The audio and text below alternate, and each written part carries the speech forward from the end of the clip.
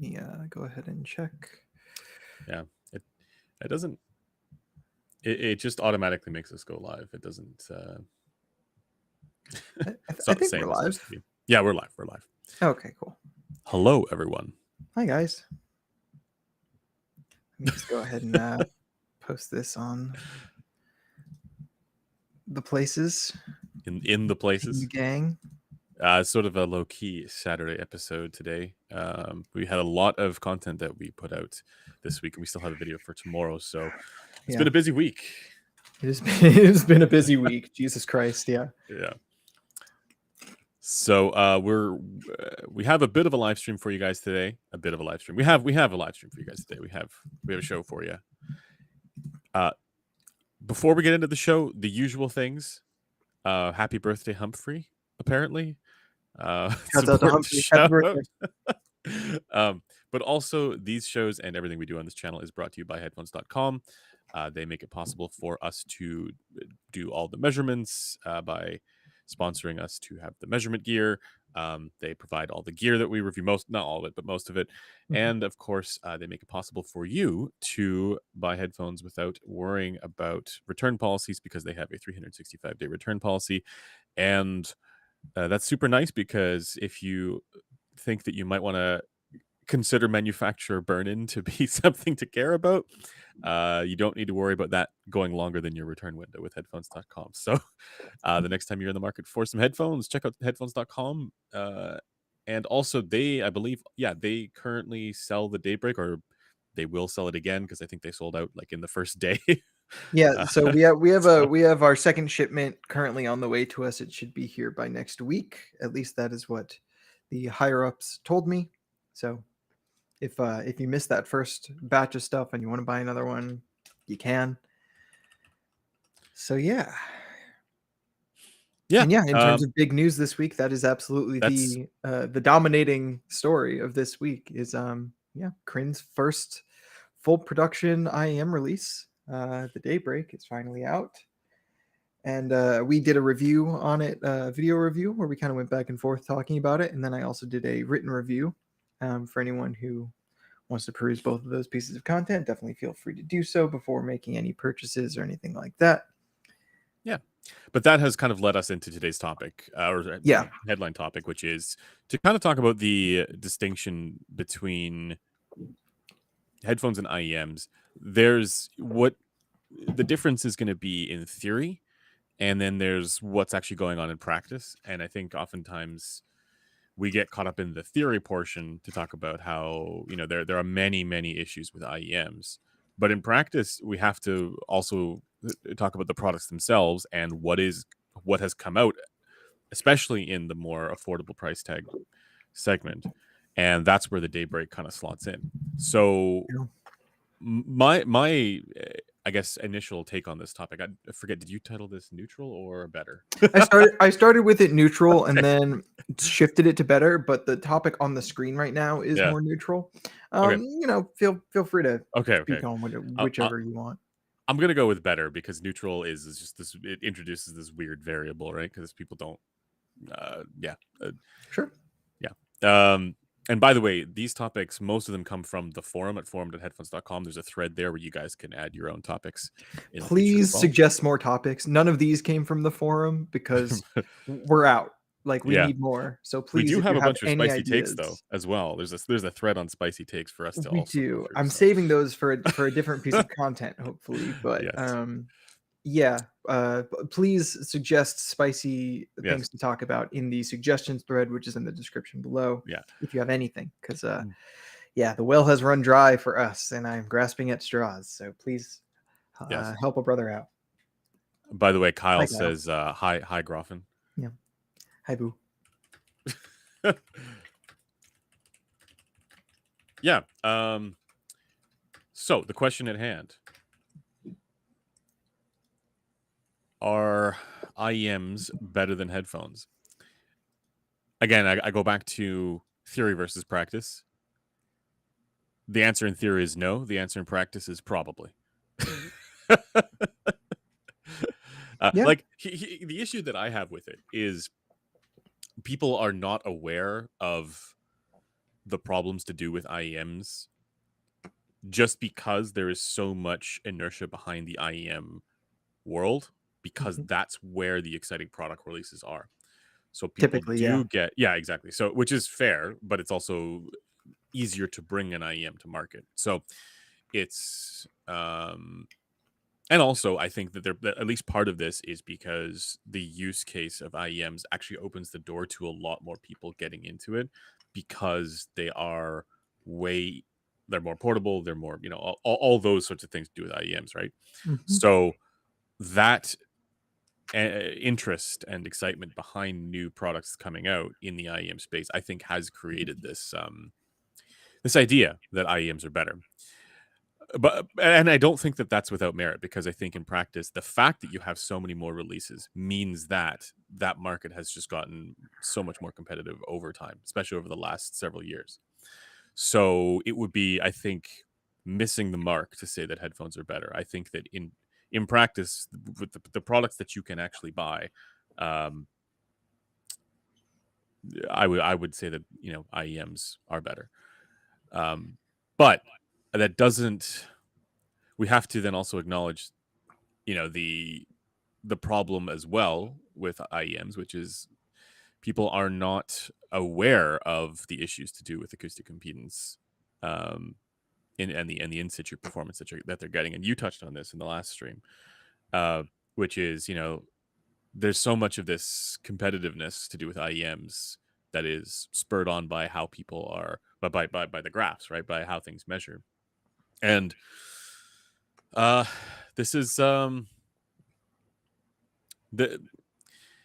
there is still a disconnect there, um, between what's going on with even like the marketing behind these products, based on the graphs, or the influencer based hype behind them, that we are part of, I guess, uh, that misses the reality of how these things are actually going to be heard by real people in a vacuum, right? Sure. What's your take?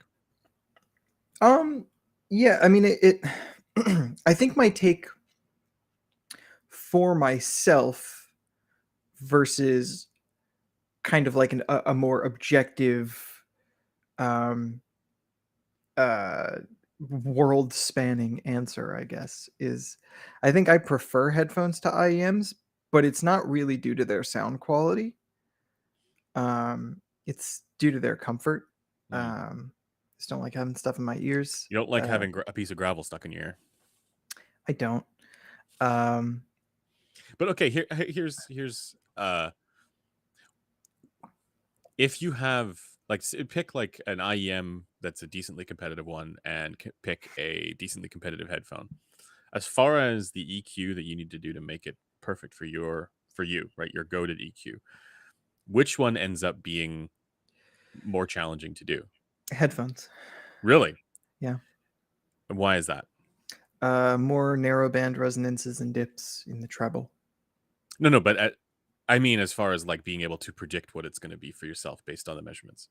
Oh, I thought you meant in terms of like getting it to a place Yeah, that the I'm the, happy the with. fine grained stuff, obviously. Yeah, yeah, yeah. Um, I And I mean, actually don't yeah. have the So answer to this. yeah, yeah. Like, So I would say there is a difficulty with passive IEMs under 2 kilohertz or so, in terms of just kind of experiencing a disconnect between what I see on the measurement and what I mm, hear.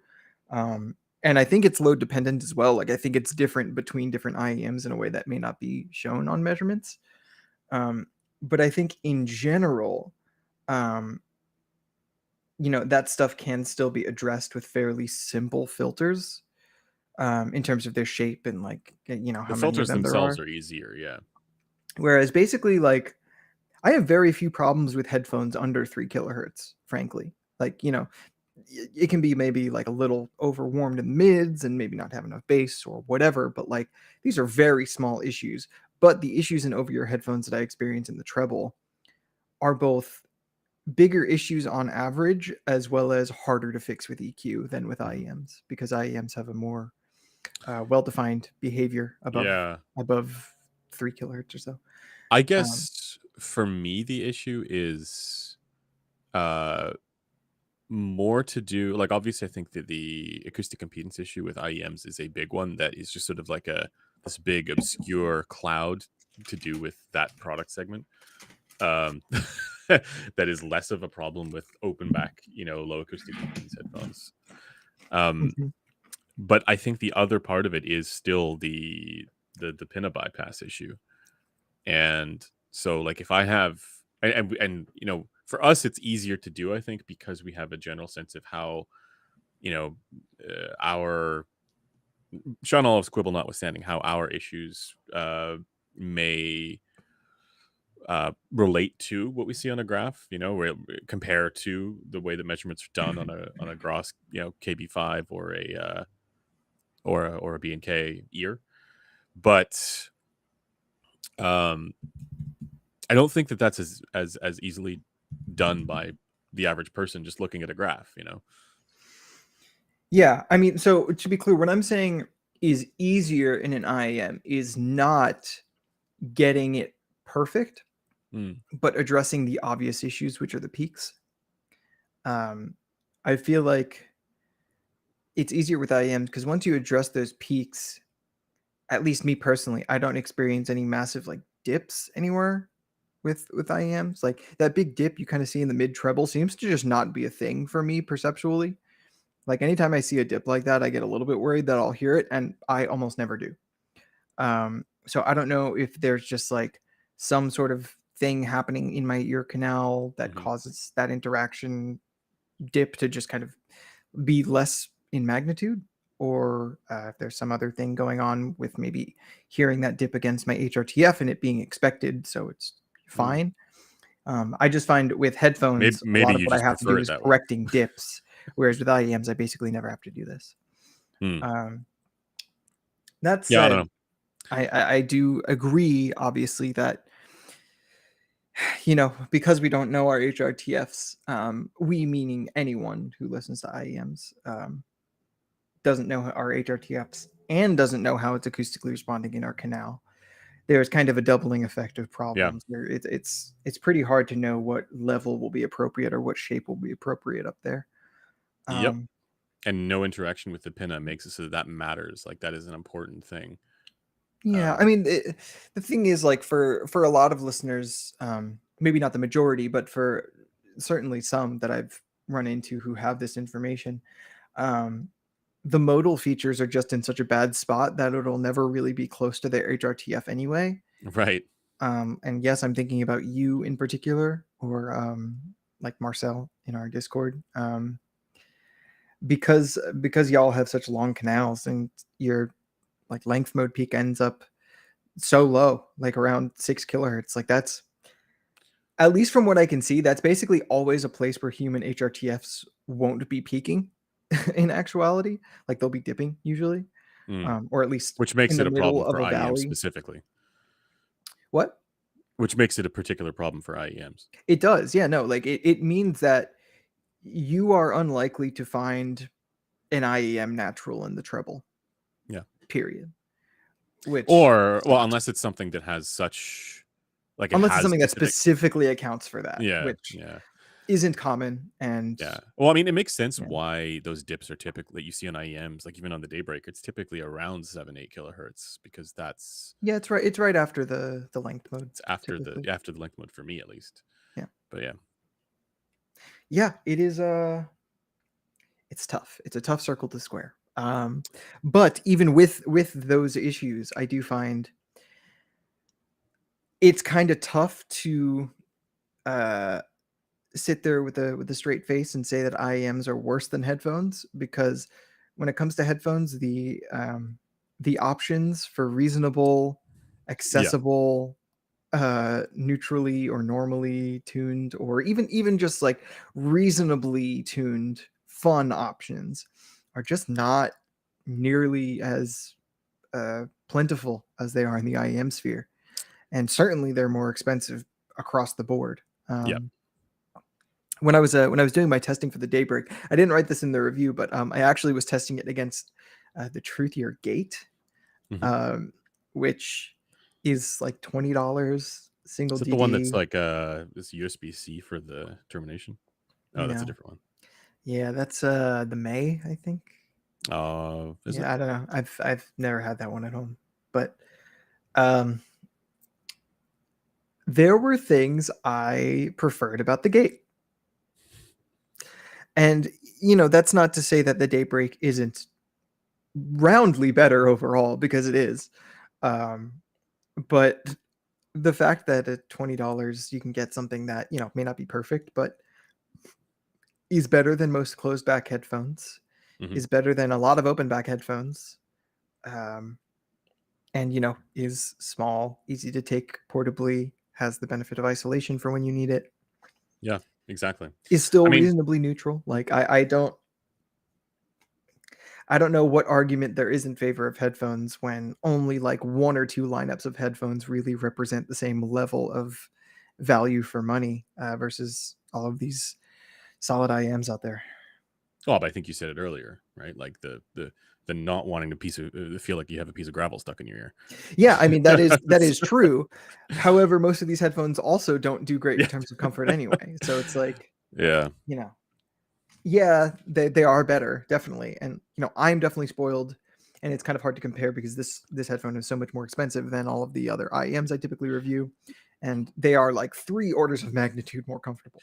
But yeah. I mean, if I'm comparing like the comfort of like this to like an HD 600 without a capper strap, I might actually choose an IEM because I hate that headband and the ear cups are too small for me. the thing is, though, stuff like this does also exist. I mean, I it mean, this is is, better for me comfort wise. yeah, yeah. And for me, obviously, because of my issues with length mode problems to do with most IEMs, without EQ, that's better than just about every IEM. Like Yeah. full stop. Unless there's some that are specifically colored in that band, No, right? that So it's makes like, that makes a ton of sense to me. yeah. So it's like I can't, like, I guess my problem as like on this side of the table where I have to give people recommendations for products, right? And same for you. Yeah. It is the risk of coming up with a, what we say here, like a false, like a bad, basically a recommendation that's not going to track with their experience is higher, I feel, with IEMs, despite the fact that there's just more good IEMs available that people could choose from. So that's where the issue is, where it's like, if you are, if you know all these things, I think it's actually quite useful in being able to select an IEM that might suit your preferences, just because you have so many options available to you, even in the budget segment. So, Yeah. Whereas with headphones, I feel like but the reality is, we don't. It's not. These are not common things for people to know about. They buy yeah. things based on like, okay, it graphs well, and somebody says the technicalities are good, right? And then that's what leads it. And then in some sense, that actually reinforces this too, because it's like, oh, I this is the thing that so and so said was great, and therefore it is great. And then people will, I don't know, they'll let that lead their actual experiences of the products. Yeah. I mean, I've certainly been there myself. I mean, it was years ago, but it was Yeah, definitely something yeah. something real. I just wanted to note something in the comments here. Soma Please. Funk says they bought 24 pairs of coffee tips by accident. I'm jealous, dude. I mean, I I'm almost out. I don't know what happened. Like I lost a bunch of mine at a show, I think. So I only have like 3 pairs left, and most of them are like mismatched yeah. in terms of size, which is fine because my canals are mismatched. Do you, Soma Funk, do you want a 25th pair? Because you're welcome to these. Straight to the bin. Hey, oh hi, Crin. Crin's here. Headphones lo-fi. IEM's lo-fi. IEMs are lo-fi. I feel like just because he's in chat now, we need to say We IEM's have to. lo-fi just to Yeah. Well, defend no, him. no. I mean, for me, Yeah, they genuinely yeah. are, For right? you, they are more lo-fi than they are for me, I Yeah. think. Well, and also because of, like, to me, there's like 3 key issues with IEMs. One is length mode resonances Yeah, and how it's modal going to vary bullshit. across people, right? Yeah, And it can be massively disqualifying for so many IEMs. Number yeah. 2 is the pinna assumption issue, where it bypasses the pinna, so you are going to have a harder time finding something that is perfect or like Mhm. a great fit. for just the like even if you smooth that, right? If you go wideband, Yeah, just the the general pin, shape. the pin assumption issue is a big one. And then the third one is the acoustic impedance issue, which is just throws a wrench into the whole thing, right? It makes it so difficult to actually predict how something's going to sound from a graph, and also the like the in situ response below the regions that we know are highly variant because of HRT issues, right? It's like this is a nightmare. Yeah. So IEM's lo-fi, fuckers.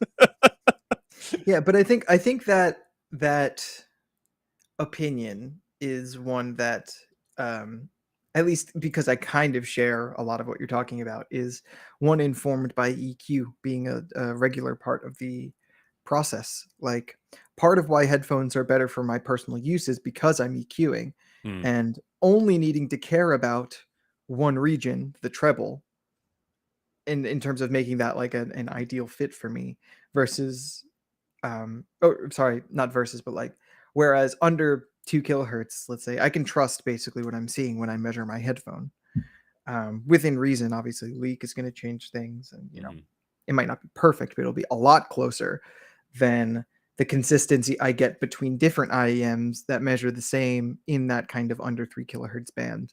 I find things sound quite a bit different than the graph may Yeah, suggest. which is, it's kind of ironic that like so much of the squig world developed as a consequence of IEM popularity, right? Like that the I would say, rise yeah, that a happened. direct consequence Exactly. of Crin's popularity, Yeah, and exactly, yeah, right? his work in the So IEM sphere. which is, to me, that's just funny because it's like they're, the predictability is so much worse for IEMs. Yeah. um, Someone's asking if this is the U6T goat. No, this is the Oh, I what is think they're asking, is the U6T oh your goat? uh hmm. It's certainly one that I like a lot. I don't know if it's my goat, but I really do like it a lot. Um, I Oh, mean, I also what did really I do? like the why is my lighting so weird? Um, I also really like the dusk default DSP. All right, so the comfort on the dusk default DSP is not so great. I find the comfort on this U6T quite a bit better. Yeah, same. Yeah, I like that 64 audio universal shell. I think the main benefit there is that the nozzle is so thin and so long, which is like just not a thing in most other IAMs. They're usually very, very wide. Um, but yeah, I don't I don't I don't love other things about the 64 audio universal shell. Right. Anyway. Star Fox Gaming says, "Do you guys think that Project Reference will invalidate the Studio 4? Was the Studio 4 ever valid? I did Yeah, not yeah, like that yeah. IEM. Oh yeah. No, I heard it. I was like, nope, Got it. A no lot of bueno. people do like it. It it graphs well. Yeah, But I don't. Yeah, I've never heard it.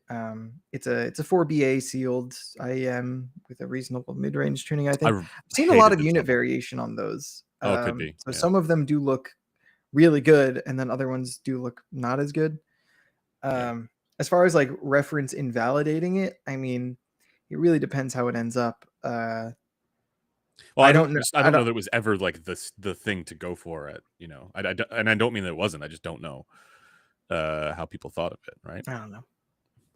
But to me, it was a no bueno. The treble was awful. Yeah, I mean, I wouldn't. I wouldn't be surprised that you would say that.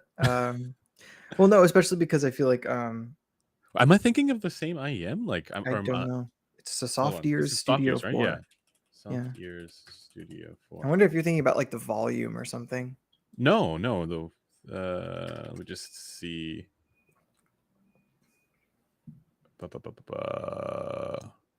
Yeah, the treble is weird. It's a lot, is it not? I don't remember. Yeah, we graphed it. I think. Yeah, if you graphed it, I don't remember.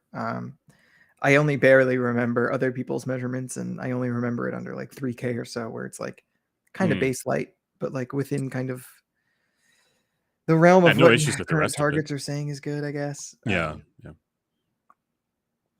Yeah, but in terms of reference dethroning it, I mean, I don't think any of us has a realistic perspective there, because I think what reference is going to end up being versus what we heard at New York is going to be quite different. And Could be. we Yeah. kind of learned that with the Daybreak, a pre-production or a prototype IAM and the actual production version can end up being quite different. Well, did we And learn not that with the because they're Daybreak? making conscious choices and changing them, but because, in the production process, you Yeah.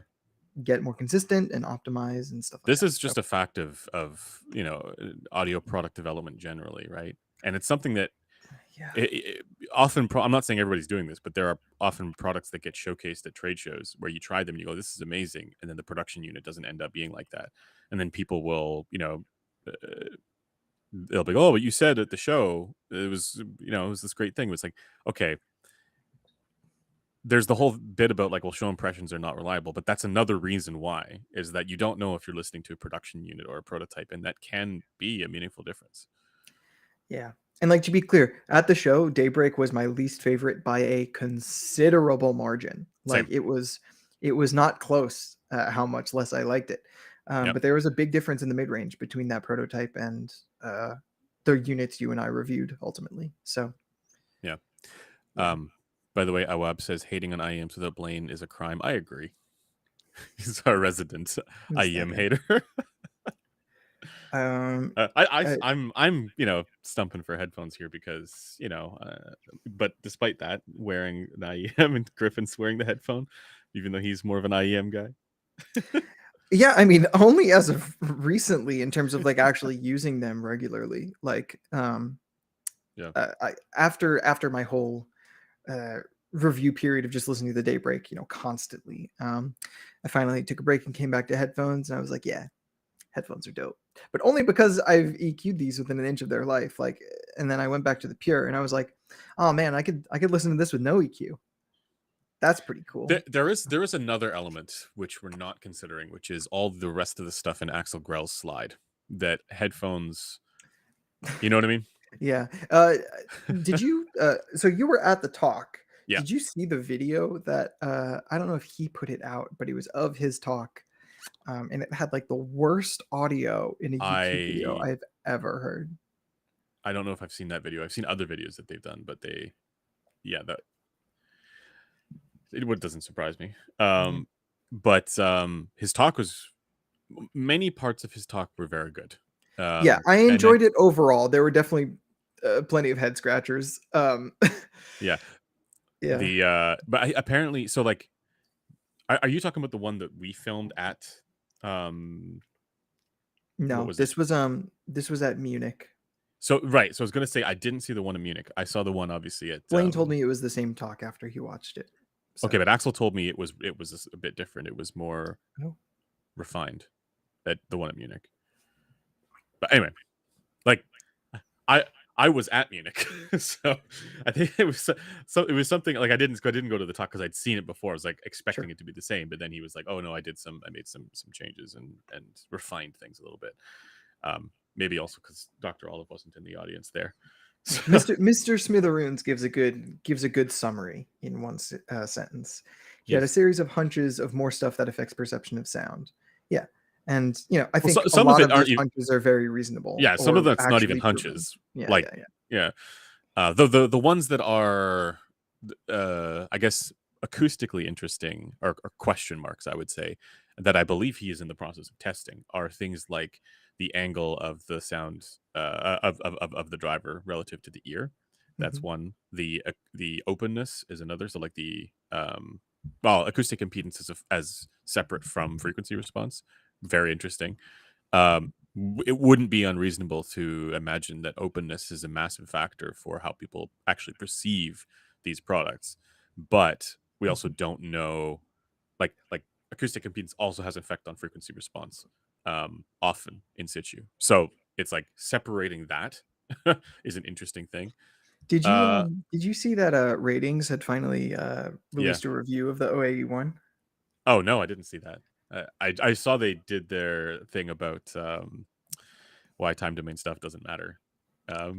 But then Oh, yeah. I uh, mean, yeah. Parts of here, it good, parts here's of it why this not doesn't good. matter. We're still going to show it.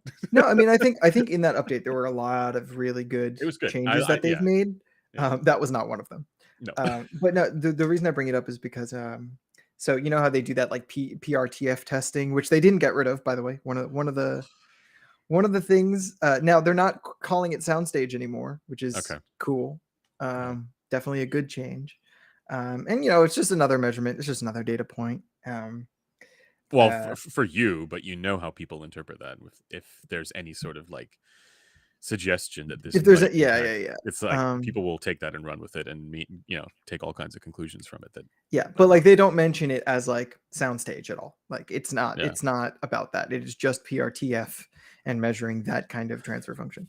Um, but one of the things I think is funny is that um, per their kind of target for PRTF, it doesn't adhere to that really. So it doesn't actually do that thing. Sorry, what doesn't adhere to that? The OE1's difference Oh, between pinna with pinna and without pinna does not mimic the difference a speaker would display at a frontal angle. But regardless, the funny thing to me is that that angling, all it seemingly does in terms of when it starts to interact with an actual pinna is just produce a big 5K peak. I'm shocked. You're Not, not, no, I'm not but shocked. having um, having done this yeah, with drivers in housings and developed housings specifically to test this, I am not shocked. yes. Um, but I just think, you know, like I understand why moving it to the front outside of the frequency response goals, like, you know, getting it out of the direct air path of the ear is Well, something they would think might help. But I so again, think I'm not sure if you're attaching this to soundstage or any no, concept of no, I'm attaching it to openness. I'm attaching it to like, openness. Okay, okay. yeah, yeah. Well, The fact that it's out of the direct air path, leak path of the ear means that right, right, right, right. there's more air transfer directly into the ear, Right. Okay. So okay, supposedly. that is then interesting. And that's why I want to see an OAE one or something like that that has a Right. more normal frequency response. I think we all want to see that because then you Right. can, But I guess know, what I was getting at was that I feel like with all of this, all of the things, all of the hunches, all of the conjecture, it still needs to come back to, are these things worth the trade-off you get in frequency response in terms of how a person will actually evaluate them? well, no, I don't think the suggestion is that they would be. It's just that imagine you had a scenario where you had the same frequency response in situ at the eardrum, with two products. One of them had all these other things that were influential. How would people report the difference? And I think it's not crazy to think that they would report a difference. And that's one area where headphones do have more going on for them.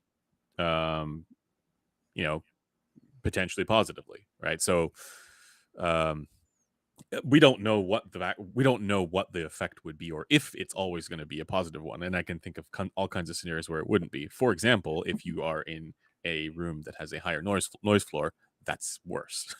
Yeah. But in ideal conditions, I can see a positive scenario there for headphones too. So, but yeah, the angle bit I think is still a very interesting one to test, um, to see if that does have an effect. I mean, another part of it too, though, is like there's us dickheads who are, very much when we're listening to products, we're identifying where the flaws are in frequency.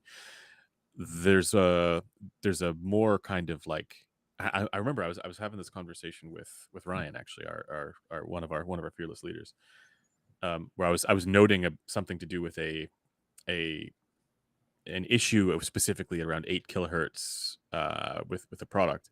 And then he was like, well, how do you know it's at 8 kilohertz? I was like, well, I heard it. I listened to the product and I heard that there was an issue at 8 kilohertz. It's like, how do you know it's at 8 kilohertz? And so it's like, for most people, forget the online discourse to do with this stuff. Forget people who've trained themselves out to understand, what the effect is of a given frequency band. For normal people, we don't actually know the degree to which this other stuff is influential in their overall experience of the product, or it's very difficult to say that given what we've trained ourselves up to understand that they Yeah. haven't. And I guess I'm just wondering, like how he plans to test if it's better to compromise frequency response in favor of openness or the other way around. Like I can't help but feel like whatever testing they do, like, is going to be advertised to come to the result that, you know, validates the product. Yeah, where it's if it has a frequency response that's all kinds of weird, but it still achieves, I mean, like in theory, if they hadn't released the OAE1, they could have done that, right? Like that's what it could have been about. Obviously, I think Drop took the marketing with it and ran and did the whole soundstage bit, which you did a good article responding to. But even as Grell said, it wasn't meant to be about the soundstage bit. It was meant to be about the Much more effect of interesting than that, much frankly. more interesting than that. Yeah.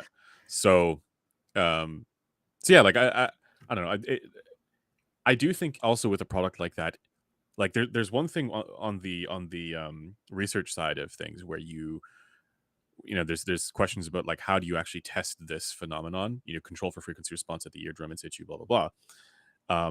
It's another and yes, marketing can be derived from that or whatever, but it's another thing entirely to think about, okay, now what does this look like when this product is on the market, or and the in situ response for people is not controlled for, and there's all kinds of different things going on to do with like positional variation with, like, if you put a driver really far in front of the ear, depending on how far in front of the ear it sits, that's going to massively affect things going on in the treble.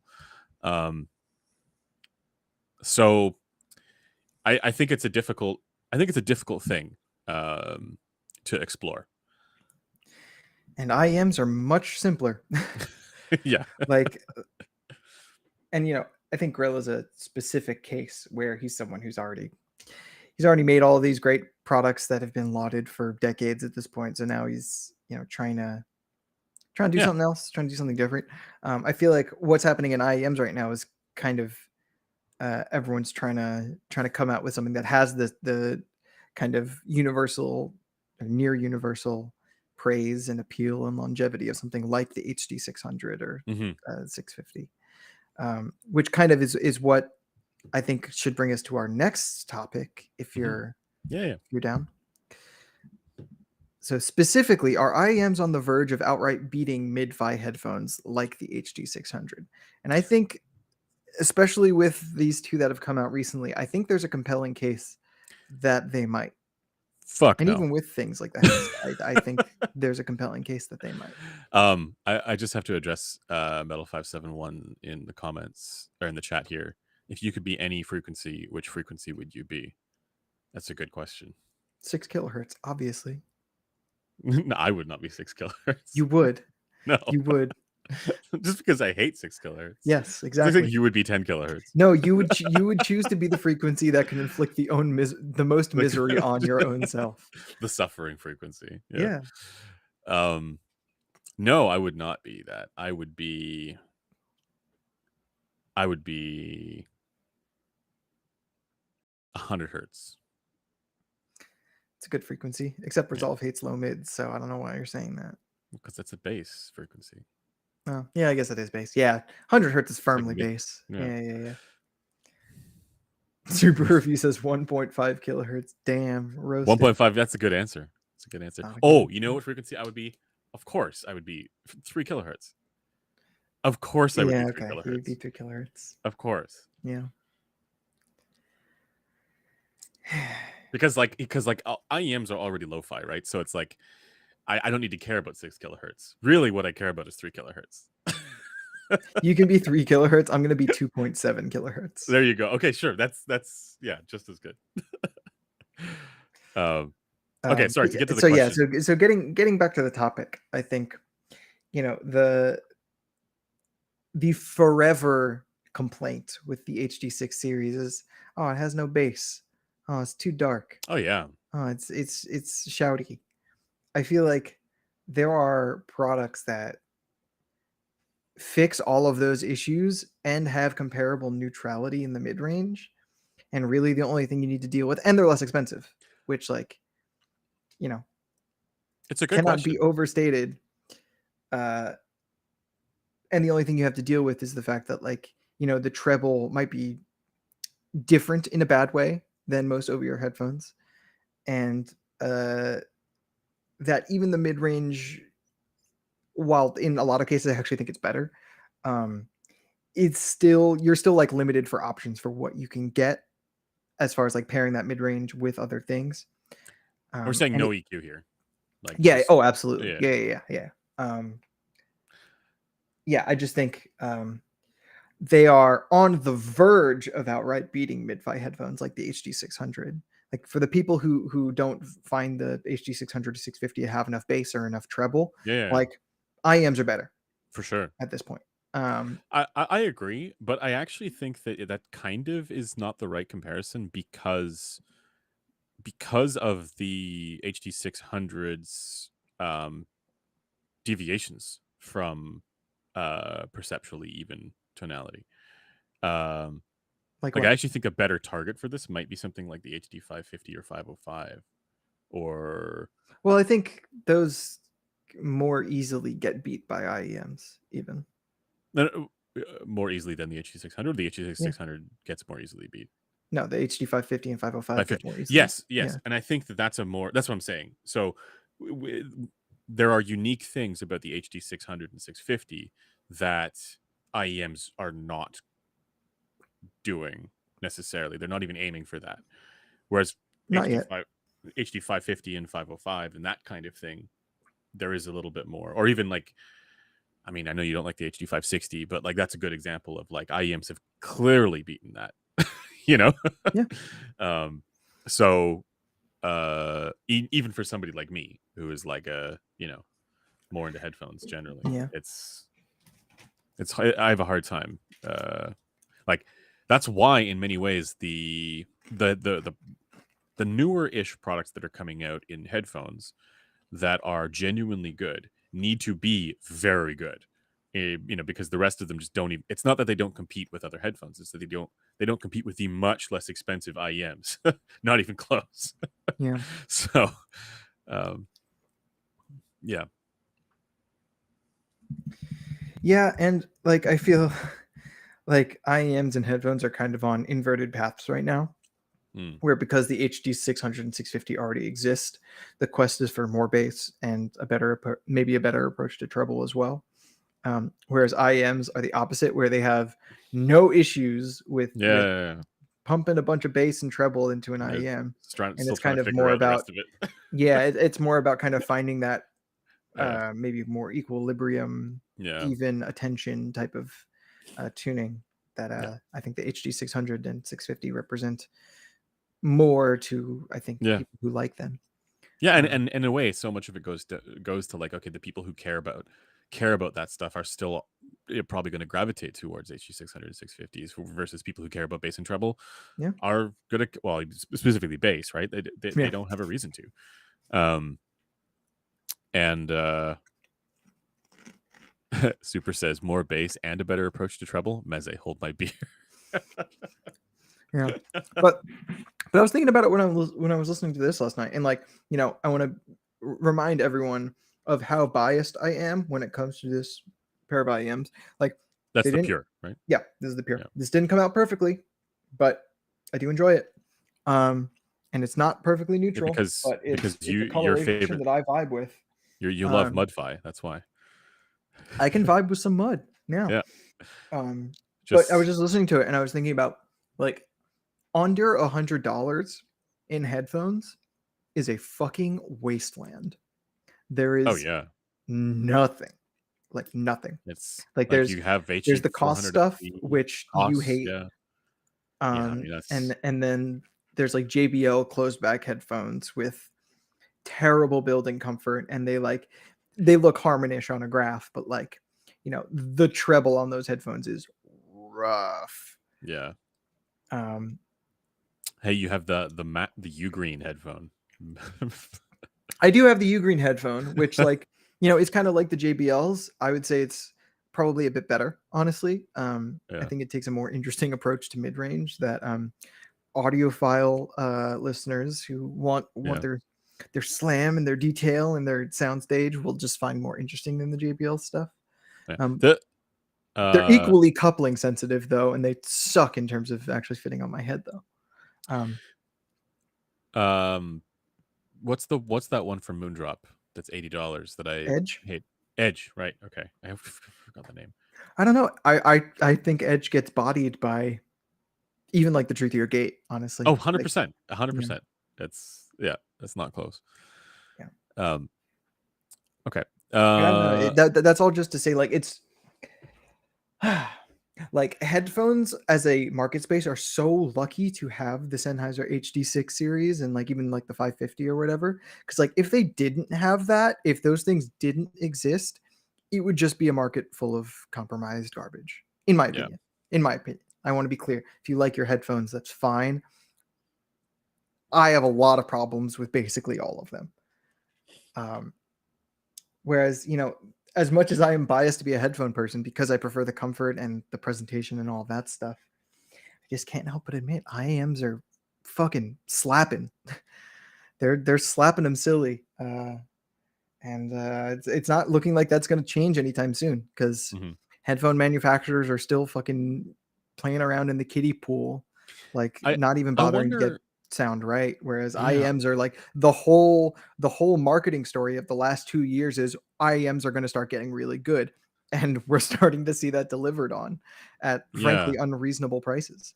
I attribute that largely to the evaluative standards that people have, even if they're wrong, for IEMs is so much more based around the sound quality, whereas Yeah, for over ear headphones, because there's a physical thing there, evaluative standards for sound quality kind of go out the window because so much of it is reinforced by the kind of shit that you see on Head5, basically, right? Like, just to be blunt, like that is what often is like, okay, well, you know 4 out of 5 stars or whatever, 9 out of 10, whatever. And the sort of compressed scale reviews that you see everywhere, it's still very much in the doldrums of yesteryear.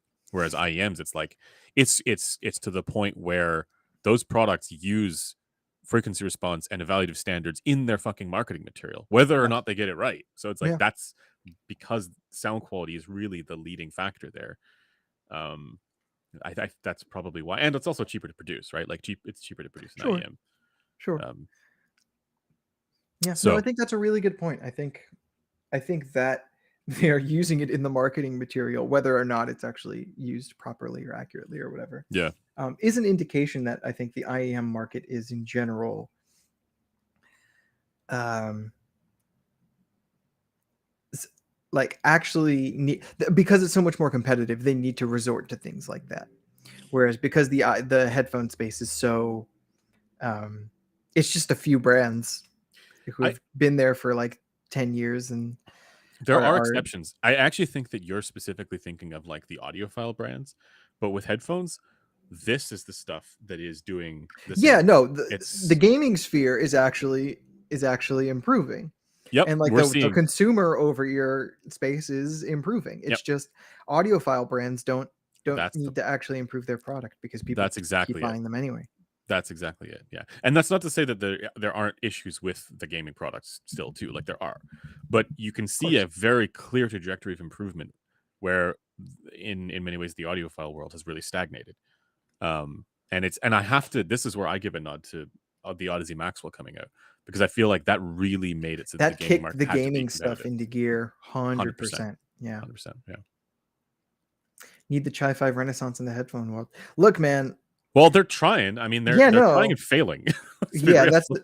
that's the thing. Like, and I do wonder how much of it is due to like them not having this marketing thing to latch onto with over ear headphones.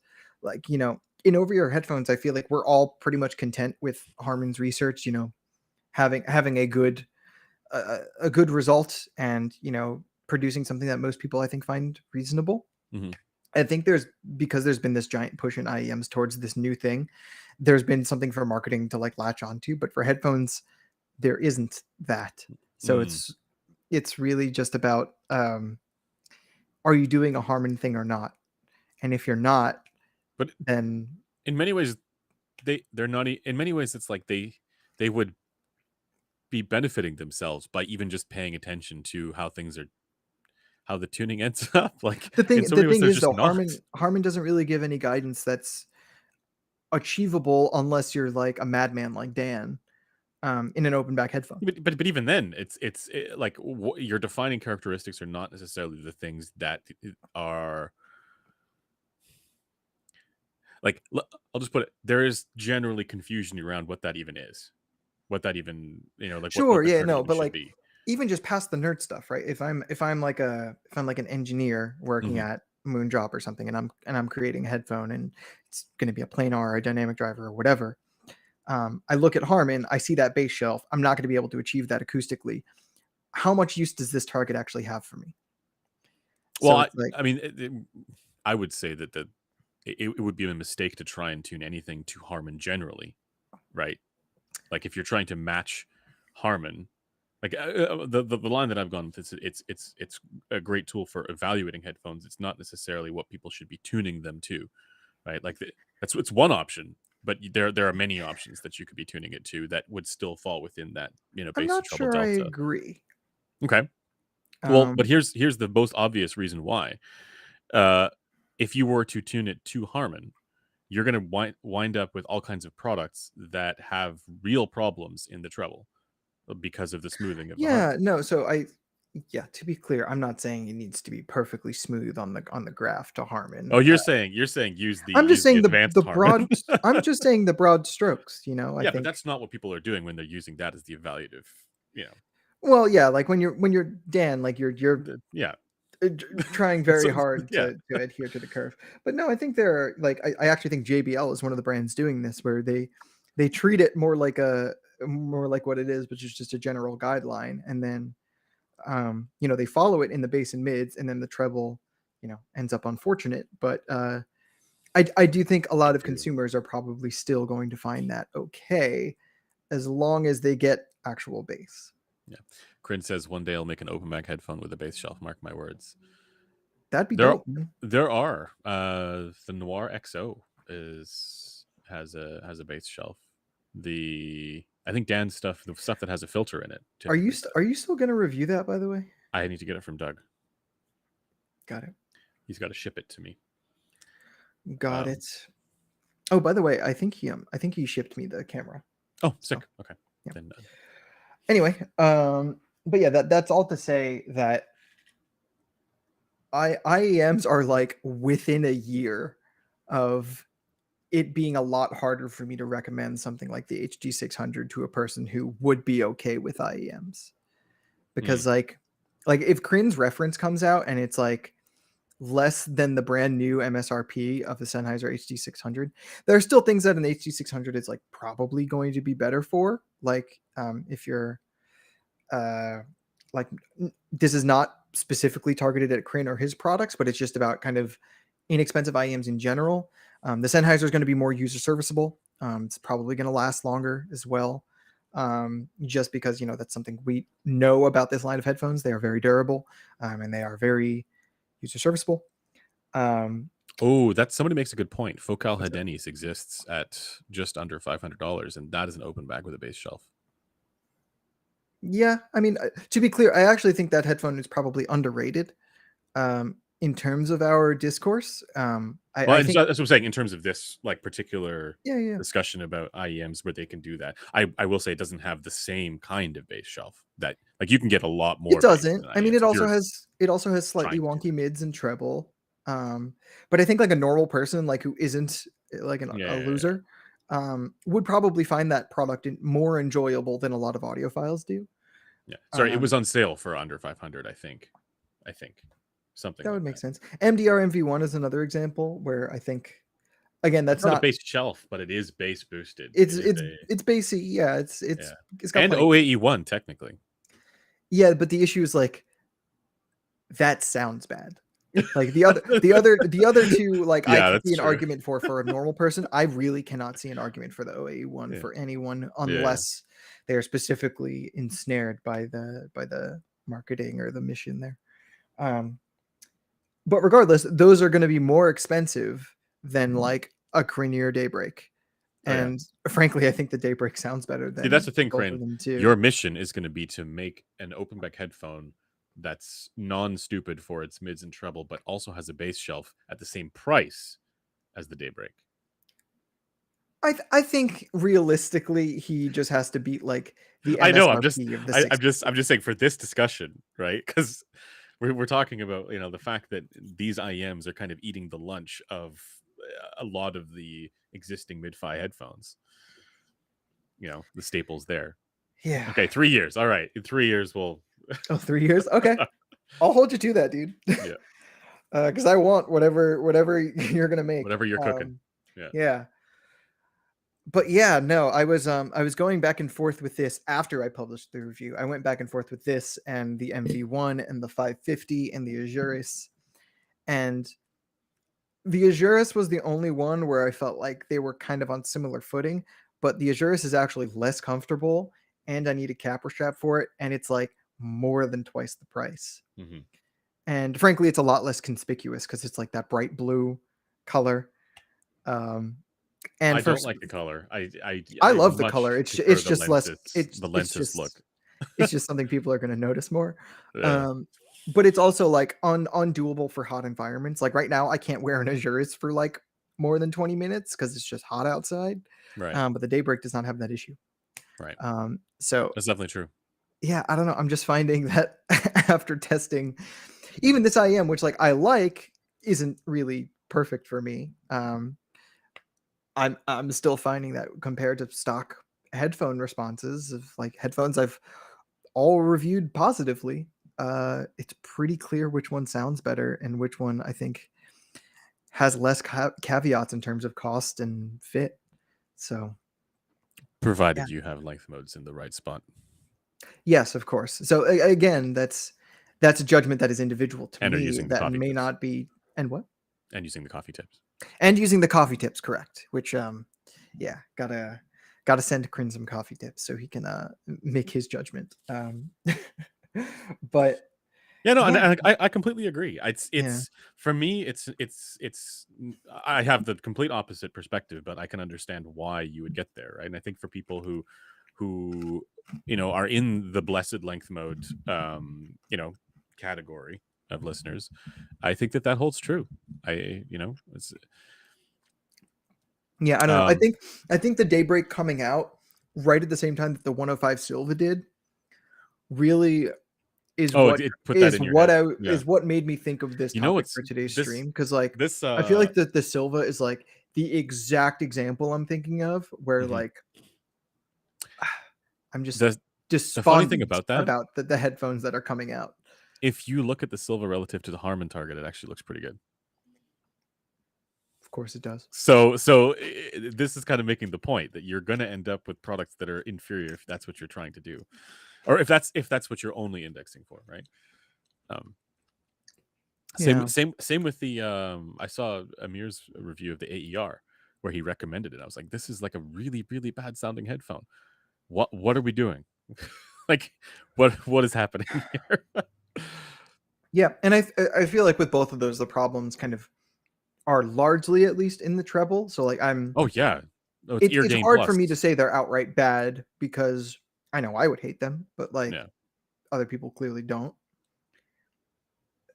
And I kind of question how good they actually looked against the Harmon target. Like I would be Oh, I wasn't unsurprised basing if that like off of his thing. I was basing it off of looking got it. at it myself, where I normalized it in a non-stupid spot, and. Right, no, but I'm saying even with that, like I don't know. I feel like my bar for good against the Okay, Harmon target better than is others that very have different. gotten a pass.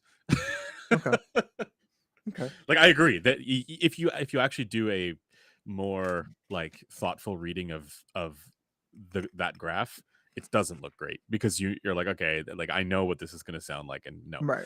but there are others that have gotten a pass that will look worse. So Yeah, you're not wrong. But yeah, I don't know. I'm just that review coming out so close to the Daybreak and like it being I think more than twice the price. It's like $4.99, right? yeah. Yeah. So it says, why are you guys so obsessed with a Harman target spelled incorrectly? Do you not find it sounds boring? I Are you are you new? I feel like this is a comment from someone who is new.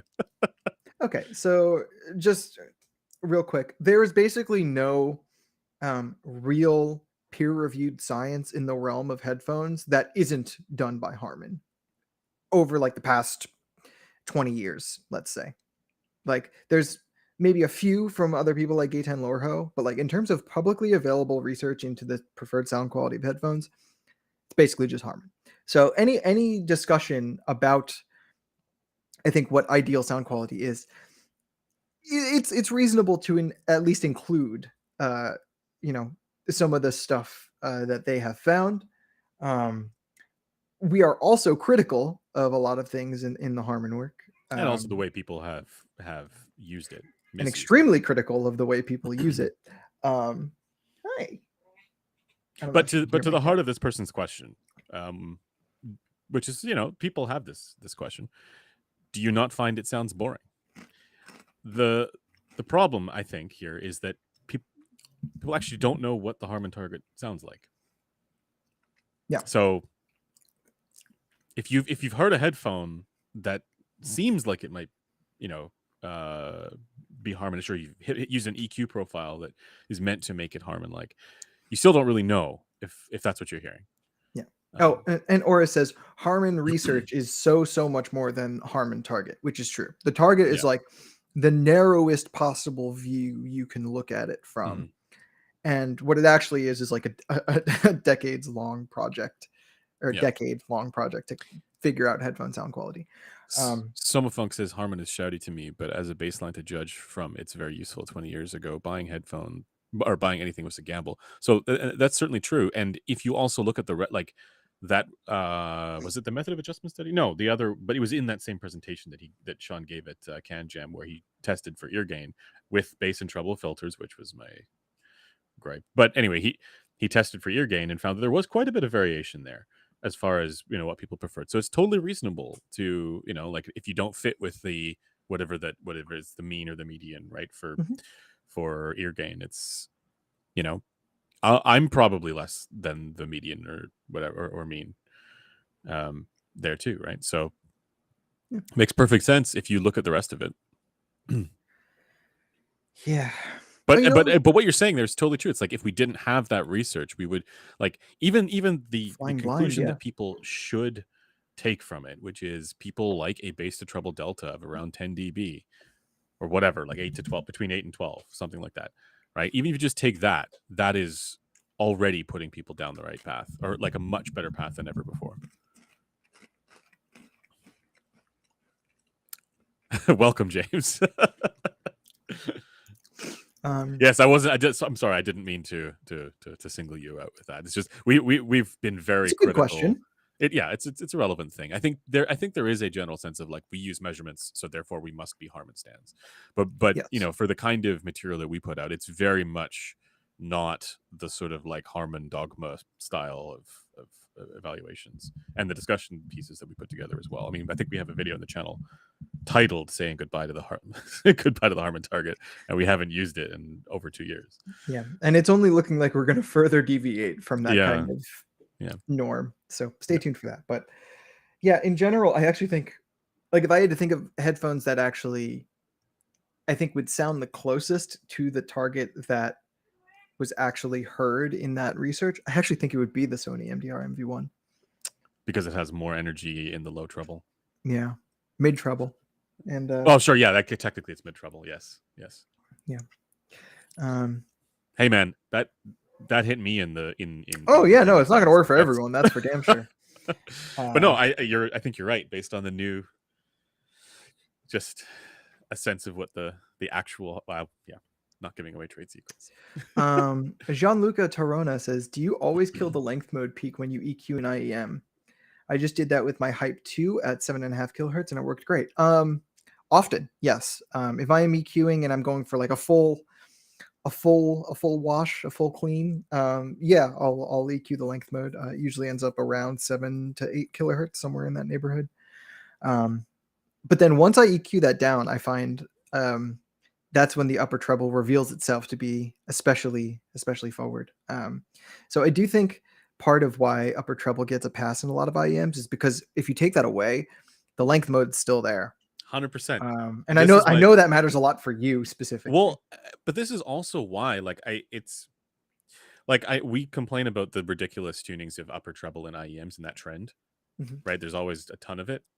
Part of that is yes, because there's this element of that's just your technicalities, which is okay. No, like, but the other part of it is it masks the problem areas lower down, and for individual people, because their length modes are going to be different, it's so hard to like, you can't predict that with a single product, right? So the safety net for that is really just boosting the upper treble to the high heavens, because it'll basically render that inoffensive. And regardless of where the peak ends up, there's Yeah, going to be a peak. yeah, Like regardless, like there's nothing you can do realistically to avoid that modal resonance hmm acoustically showing up. You can damp to an extent, or like use a certain driver that may have its own self-damping, but like hmm that's going to be there. So I totally understand why people want more upper treble in IEMs, because it can balance that out. yeah. Um, it's just, yeah, for me, even with that peak there, I'm just way less sensitive to that peak than what's going on above it. But if I EQ that peak down, the upper treble gets even worse. Chronicle, here's something for you to develop. An IEM with a variable, like a user selectable length mode resonance. Are you just selectable like Like a anti-resonance? yeah. That would be insane. That'd be Frankly, that cool, would be right? so sick. That would solve IEMs. I don't know. It would solve it for you, certainly. Yes. I don't know how you would do that. Oh yeah. Yeah, I, I also don't know. But you know, like those tuning switches that people put, right? Like if I you could do, like, yeah. you know, Yeah. Honestly, I have some ideas to do that. My boy's gonna cook. do that. Um, Or is at least get a patent first. Yeah, that's true. um, How does that resonance work exactly? That's do you want to take this one? it's a mode. So like between two, like it's like a standing wave, right? So like there's a wall here and a speaker mounted in a wall here. Whichever I guess point corresponds to a peak in that wave pattern that is bouncing between the two surfaces. Wherever there's going to be a modal peak would be dependent on how long or short that space is. Um, so it's just a peak depending on the length of that volume. Mhm. Happens in rooms too. It's just rooms are so much larger that it's usually, instead of being in the treble, all the way down on the bass. Ooh, here's the spicy take. Yeah. Length mode peaks make tech of IEMs. Interesting. Oh, I mean, Okay. I kind of love this take, actually. Yeah, me too. uh, I think they're Yeah, wrong I because they love. just make IEMs sound harsh and horrible. But there is a sense in which there's something to this take. So here's what I'll say. Something that's interesting about IEMs versus headphones, and I think um, may make a lot of IEMs sound more technical than headphones, is headphones have a commonly occurring dip in the same region that IEMs have a commonly occurring peak. Mhm. Um, so I wouldn't be surprised if IEMs on average were perceived as like more detailed than headphones, not only because of the signal to noise ratio benefits, but because like they don't have large magnitude dips in the treble quite like headphones do. Well, I was going to go with if somebody is identifying that resonance as the editorialization for the ASMR effect of music, that is going to sound like technicalities to them, right? If it's doing the thing, or if it's contributing to that thing, that their attention goes to, right, in a positive way. But it, someone says that harsh and horrible does not equal has technicality, though. It does. Okay. No, it, no. Harsh and horrible for me often sounds technical to other people, yeah, exactly. but I don't Yeah. think other people are hearing it as harsh and horrible, Yes. right? Like Not I think, necessarily, at least. Like some of, yeah, yeah, not necessarily harsh and horrible. no, like I think so. Like the Elysian Annihilator is a good example of this. I think where like that thing is just insane in my ear in terms of its brightness. Like it is harsh, plasticky, glassy, terrible. But I think for other people who don't have the same sensitivity, that whole part of the response is just lower. Mm, And instead, what they hear is kind of like an interesting interplay between the slightly too forward upper bass and the slightly too forward like ear gain rise, like too early ear gain rise, and they hear that kind of interplay between bass and mid range that causes a lot of like um, fullness and texture and like without being shouty, because I don't think it has a lot of 3K. But then they also get that forwardness in the mid range balanced by like not what I would say is probably heard to them as like too much treble. Like instead, I think they're just hearing the positive aspects that I kind of get with the Daybreak. I feel like that's probably how they hear an IEM like that, where yes, it's elevated, but it's like smooth or peakless, or it just kind of adds more than it subtracts, I guess, from the experience. Yeah, I can see it. I'm just gonna put up, in the spirit of that, I'm gonna put up a poll here if I can. Wait, can I? I'm curious what people. Wait, why can't I do this? Can you do this? I don't I don't think I can do it in. Oh yeah, I can. What do you There we want me go. Yep. No, I got it. Okay. So let's ask the question. Let's see what chat thinks of what technicalities is. I thought you were gonna poll them on like what's better, IEMs or headphones. I mean, we know the answer to that. That's not. Do we? I don't know what our audience will say. I would expect the people who are watching to be. How do I say this without being insulting? Deeply, more deeply aware of this topic than most, which means that they are participating in Discord, which means they're into IEMs. All right, let's go. You do that. I'm gonna get another seltzer real quick. I'll be right back. Okay. So the question is going to be, what is technicalities? And I'm going to give you guys a couple of options. We'll see which ones you pick. Okay. So one option is frequency response. Second option is unmeasurable. I probably spelled that incorrectly. Driver memes. And a third option. What should our third option be? Wait, what were the first two options? Frequency response. Second option is unmeasurable driver memes. Third option is what? Placebo? Price? Just general bias? Yeah, no, I was going to say price. Like, yeah. Price bias. Well, here's the thing. More than one of these things can be true. Not price bias, just price. Just price? Okay. Do we want a fourth? Just price. Up to you.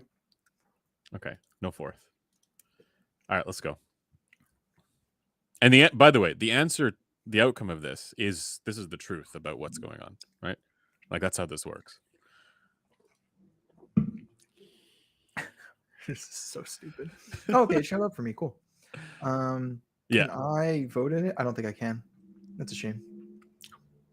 That's the thing. I feel like this poll is a foregone conclusion because it's our audience. Well, I know. It's like we obviously know what it is, but I'm curious how the audience, like in many ways, it's like that's what I'm saying. The audience for this is very different from the audience for people who watch the videos, right? So, or it's like this is like a niche subset, and so this would be something where I would be curious what the general audience thinks of this, right?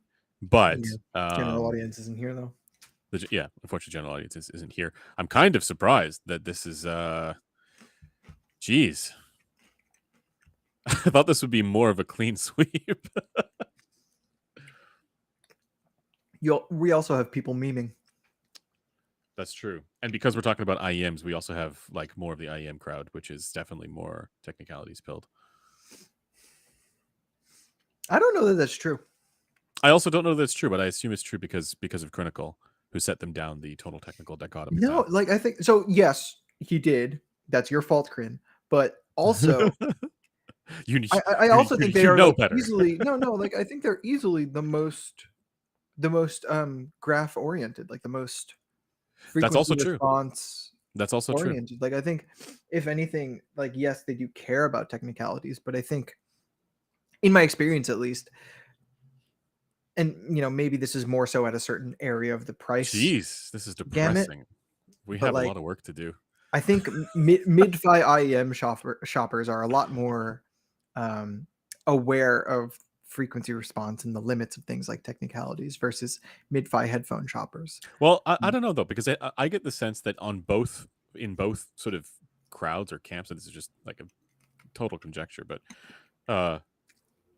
you have people who will listen to what you say about the explanation for why they can't, like, there is not a straight line between what they see on the graph and what they hear, but then still think, oh, but there's still some other, there's still some unmentionable thing to do with technicalities, right? So maybe that's right, but I don't care. you know? No. Technicalities is the gap between Oh, I should objective have metrics added. on a standard head can tell you versus your personal subjective impression. Fuck. I should This have is a very added. succinct answer. You are I should have correct. added time domain stuff. I'm sorry, and or like harmonic distortion. Time domain stuff. Yeah. Well, like CSD or something. Or like decay, like Horizon is. Yeah. Because there are people who are like, it's measurable, it's not frequency response, but it's other metrics. You know, the even people say like harmonic distortion, which is not it, definitely. Wow. Okay, this is rather depressing. Why? I was kind of hoping that more of the audience would get it right. Why do you think? Do you think a majority of people are answering this poll seriously? That's a good point. Like if I were in this chat right now, I would have clicked price. Yeah. 100%. Well, no, actually, it's more that I'm not looking at the other two, so price and frequency response. I'm looking at how many people think it's unmeasurable driver memes. How many people think it's unmeasurable driver memes? Oh, yeah. We're all serious here. Yeah, okay. But yeah, I mean, I don't know. Anything else on this? No, I'm so far. Yeah, I past feel this like topic. we've I been think pretty far removed for a while now. Yeah, for the most part, we agree. Like, I wouldn't say HD 600 and 6XX just because they actually are kind of unique for their voicing. But they're not only some of the most neutral headphones, but they're some of like the most interesting tuned headphones. Yes, exactly. And people can at me on that. I will stand that take. Yeah. But okay, we can move on. So this is something that I am drinking plain seltzer. It's carbonated water, my guy. Like no vodka, no. No, dude, I'm not a drinker like that. Guy? I'm not a drinker like that. You and I have the same stomach issue, except I didn't like once I found out it was an issue, I basically just stopped drinking. Yeah, I've had to as well. Like it's real bad. Anyway, so this next topic came to me from a thread on Reddit, actually. Let's see if I can pull it up so I can get the wording right. It was reviewers, : he's pleading to reviewers. All right, I'm going to end the poll here. Let's go. Can you please stop saying your thoughts are your own if you got the IEM for free? In light of the latest Cranier drop, the daybreak, and watching so many of the embargoed reviews, one thought keeps coming up. Please, everyone, let's stop pretending that receiving a free product doesn't influence your review. When a company sends you $100, $200, $5 IEMs for free, doesn't matter how objective you think you are, there's a psychological bias at play. It's not just gratitude or some obligation, it's a subtle or not so subtle shift in your perception of value. When you're not spending your own money, the flaws hit softer, the packaging is more excusable, and the sound is always amazing or at least solid in its price bracket. You are not risking buyer's remorse, and you're not listening with the same critical edge as if you actually bought the thing. So the way I distilled that is, does receiving a product for free bias you towards a favorable review, do you think?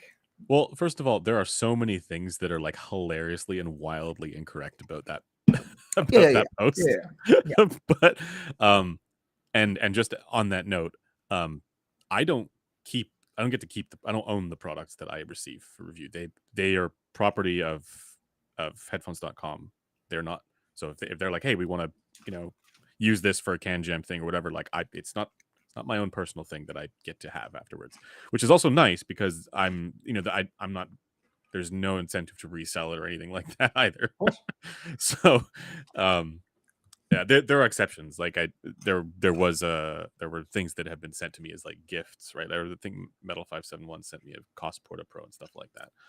But and I think there was like a long time ago I feel like I got something from Odyssey. Anyways, doesn't matter.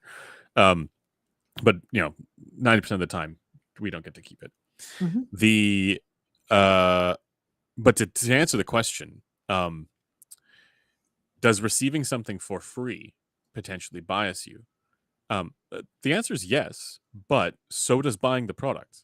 Yeah. Like it's so obvious how that has influenced the way people react, the way people report their experiences with a product. Mm-hmm. And all you need to do is look at any HeadFi thread to see evidence of this.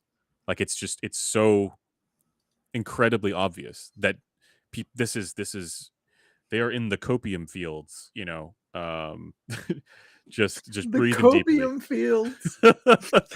that is HeadFi in a nutshell. And if you say something, oh, I didn't like the way that this sounded because of X, Y, and Z reasons, here's the data to show, here's the evidence to show that this has these problems in this area, then I didn't like that, right? Even if it's something very innocuous like that, they will find all kinds of reasons to tell you why you are, unfairly criticizing the product, and why you're a terrible reviewer. Nobody should listen to you, and you're actually a bad human being. You're a bad person. Of course. That's how that works. Yeah. So to suggest that you actually have a better critical lens of something if you buy it is completely false. That's probably the strongest bias that exists. If you buy it, you want your shit to be worth. You want it you want it to be great. You want it to be, oh, I made a good decision with my money, especially for the more high price stuff. Yeah. Yeah. I mean, so in that thread, the first thing and the most upvoted thing is, the sunk cost fallacy and people wanting their things they spend money on is an even more powerful source of bias, which it's the reason why the DAC amp industry exists. Yeah. But once you reconcile that with the fact that getting something for free may still bias a reviewer towards positivity, you have to reckon with kind of the contradiction there. And the conclusion is not, well, hold on, the conclusion is that there's realistically no way to avoid bias in some way 100%. Or another. Yeah. But that doesn't mean we should not care anymore and just do whatever we want. With something like this, it's not as much about actually saying this isn't biasing me, because obviously that would be false. Like we can't know that about ourselves. It's just like journalistic disclosure at that point, right? Like it's you just say saying, you might care about this, the audience. So in case it factors into your assessment of this content, of this review or whatever, I got this for free. I am not told to say anything. All thoughts and opinions are my own, whatever. It's not that we're making the claim we're free of bias, but just to disclose that the bias does exist. Now, that's the first part of this. Yeah. The second part is that, and I don't know how much you agree with this, but I experience the exact opposite of what they're insisting happens, where when I get sent a product for free, I typically regard it as essentially valueless or even of negative value until proven otherwise. Because most of the time, I wouldn't spend the money on my own money on the product given the chance, because in most cases they're less comfortable and don't sound as good as my AirPods Pro 2. Is this stuff that you've requested be sent to you, or that you are just getting sent because it? Either. Okay. Either. I also typically, these things I wouldn't use them in my daily life because, again, I find them not as good sounding and not as comfortable or convenient as the AirPods Pro 2. But also, my living space is cluttered as fuck, and I if something is going to be sent to me and it's just more mediocrity, I don't need more. I have so much in my closet. Here's the thing though. I agree. As I said before though, for me, when something gets sent to me, it's not being sent to me, right? It's being sent to headphones.com. Exactly, right? Yeah. So there's that caveat, and I think that actually does change the reality of what it's like to receive a product from a manufacturer for review, because for most people who are doing this kind of Sure. stuff, they are getting it for free. Yeah. They are in, They just keep it. Yeah. potentially able to resell it. But the bigger, so on the one hand, there is the bias that they have to deal with of, I got sent this thing for free. Um, this is gonna impact how I feel about the product. But the bigger thing is, especially for smaller creators, and I empathize here.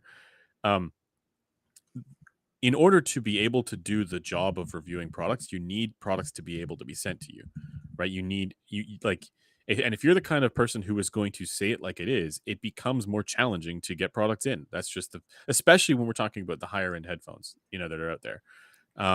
Less so for maybe some of the more budget stuff, Sure. right? But that's just the nature of that world. But like, if there's a brand out there that sells exclusively, $1,000, $3,000 headphones or whatever, right? And you have demonstrated that you are, in their minds, a risky reviewer because you are willing to be critical of something.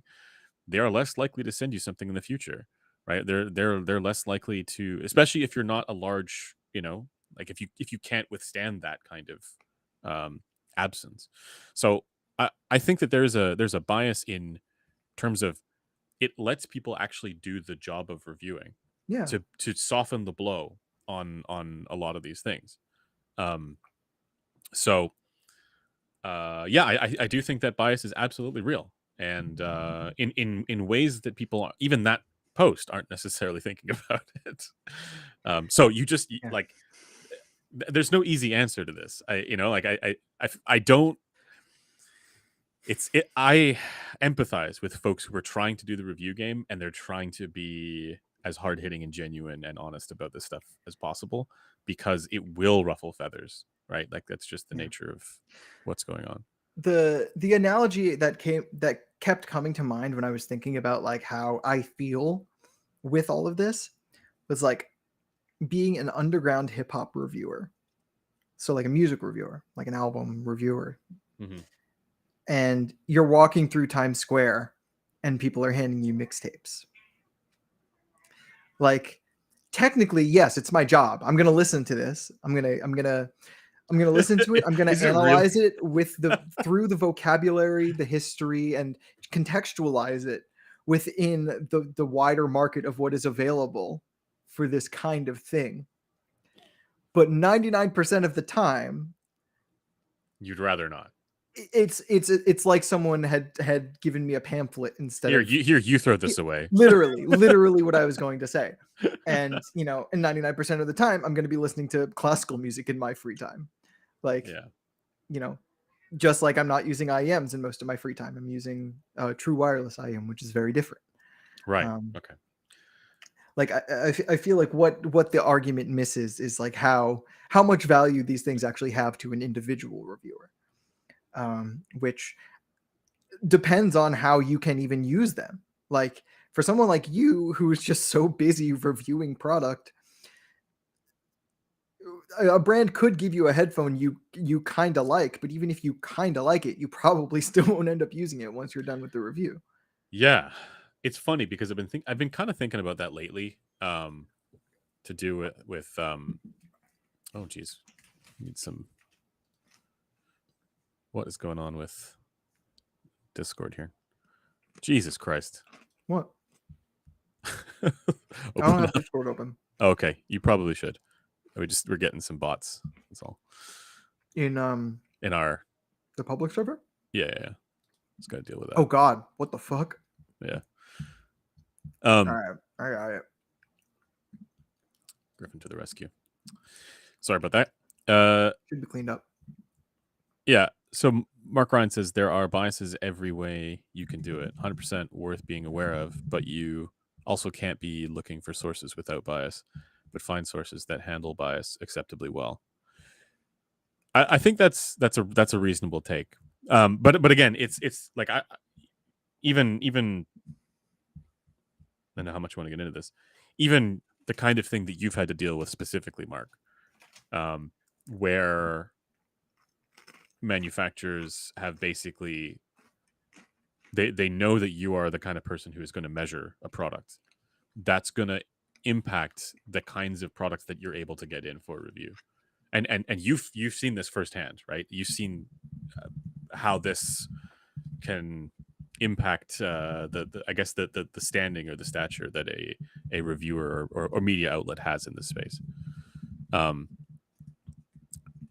And yeah, it sucks. Like it's a challenge. Okay. Oris says, speaking of free stuff, Resolve, trade your MV1 for listeners HD 490 Pro. No, I want it back. No, I want it back. I still have your 490 Pro, and you still have my MV1. no, you don't. I have both of them. What? Well, this is unfair. Decide which one you want back. MV1. Fuck. Just because I want to try doing some modifications to it. Terrible. The thing is, I knew you were going to say that. Obviously, we've had this conversation before. I love the 490 Pro. Like between the two, if I actually, I don't know which one I ultimately would prefer. Like it's actually easier for me to listen to the 490 Pro without EQ. Yeah, for me, it's the MV1. Yeah, but I still want I want the 490. I know. I want the MV1. I'll send it back to you. Okay. But afterwards, actually, I might just send you both, and then I don't want the 490 Pro again because I already had it. All right. What was I gonna say though? I forgot what I was gonna say. Sorry. No, it's all good. Oh, but in terms of like headphones, I would actually spend money on. That's like the MV1 is actually one I would spend money on. Because of build and comfort. Yeah, and it was sent to me for free from you, obviously, but like that doesn't that has not made any of the other headphones I review any more compelling. Yeah, but that one is also not my own. That's not my. I didn't. Oh, that's a headphones.com unit? Yeah, pretty sure. Got it. But yeah, like when manufacturers reach out to me to send me gear, that entails sending it to headphones.com, right? That's how that works. All right. Let's get in. Should we get into spicy hour? What do you guys think? Are there any news or impressions or any questions about products or anything before we get into spicy hour? Let's get spicy hour going here, because I have a hard stop at noon my time. Sorry, just gonna answer a couple questions here. There was a question about soundstage. Is there an IEM that sound like Odin but with more detail and a wider soundstage? Sorry, well. IEM that sounds like Odin, but with more detail and a wider soundstage. The thing about Odin is it has such forward upper mids. It does have forward. That's where like all of the detail comes from, but it also shrinks the soundstage. So like subtonic storm. The thing is, any IEM with a different tuning is going to have different detail, and it's impossible for us to say if it's going to be more or less. I would assume most IEMs would be less detailed just because they're going to have less forward upper mid range.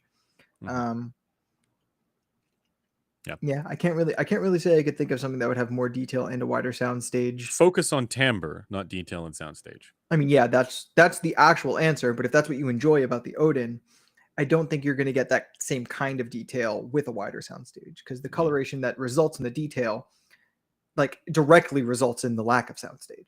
Yeah. I got to know thumbs up, down, or middle on the Nothing Headphone 1. I'm hopefully going to be able to review that one at some point soon. I'm trying to get it in. I did briefly play around with it.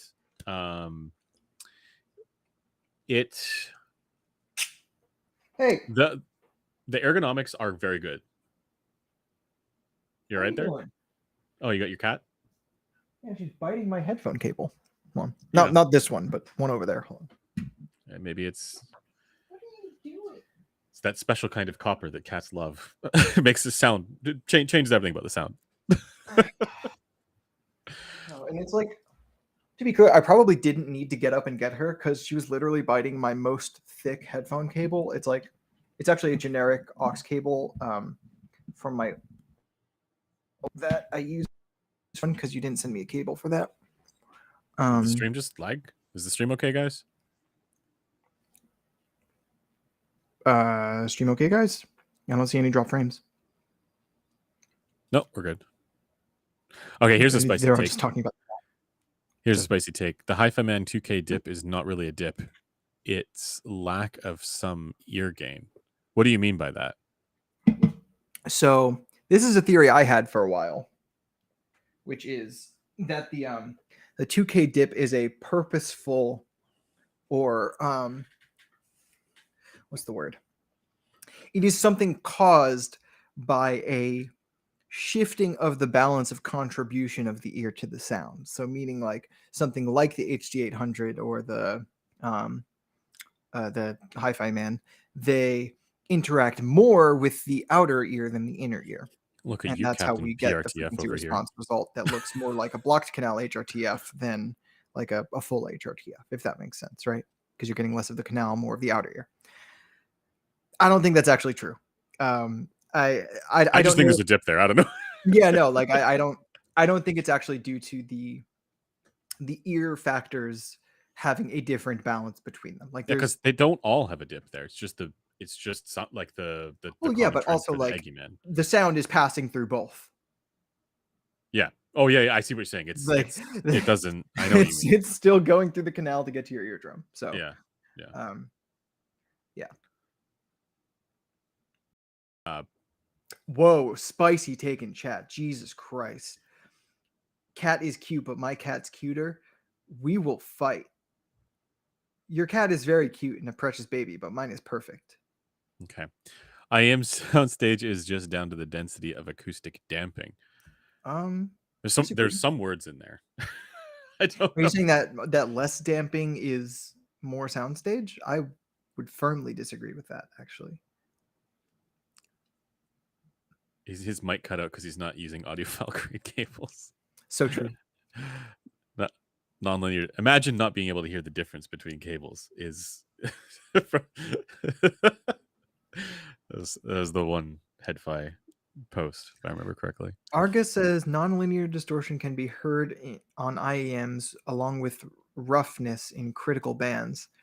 So I assume you're talking about intermodulation distortion in the upper mid-range and treble, but feel free to correct me if I'm wrong. I've never personally heard it, and it might be that I don't listen loud enough to actually hear it. It is measurable to an extent in things that use balanced armatures like the Pure or the Daybreak. Although I think the Daybreak is considerably better behaved than the Pure in that regard. I have never heard it personally. So I can't say for sure. I would be surprised if a large scale blind test showed that people were able to perceive, less than 1% at listening volumes. I've got a product we can check out here, I think. Is that not Daybreak? What? Is that not Daybreak you're wearing? No. Oh, what is it? This is the Top Pro. Oh, why are you putting that in? It's comfortable. I'm not putting it in. I've been using this the whole time. Oh, then what are you grabbing? This is a Moondrop headphone. Para 2. Oh, yeah, I didn't know you got that. Yeah. I put the frequency response on the back. If you can see that. Is it on a 4128 still? It is, I believe. Yeah, I believe it's on a 4128. They did say they had a 5128, but I don't know whether. Yeah, I think it wasn't operational or something.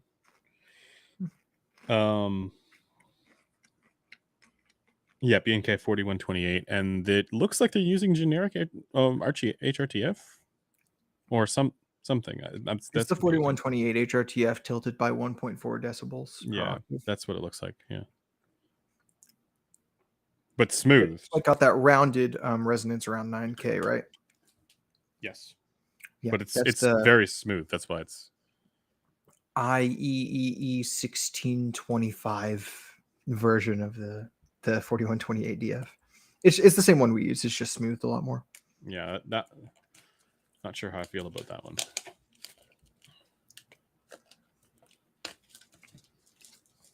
Oh, Oris is asking you to do a bunch of pad swapping with Power 2 like you did with Cosmo. Or with Cosmo, you know. Yeah, I mean, do both. Compare them, obviously, but yeah, Para looks like it's going to be brighter overall in the ear gain and stuff. Yeah, this is not one. This is not one for one Griffin. Depends how the pad swapping goes. I mean, the ergonomics and build are probably still going to be the same story. So, how do people feel about the cartoon child? Is she a child? Looks like that's what it looks like to me. I can't really tell. Nice waifu, amazing.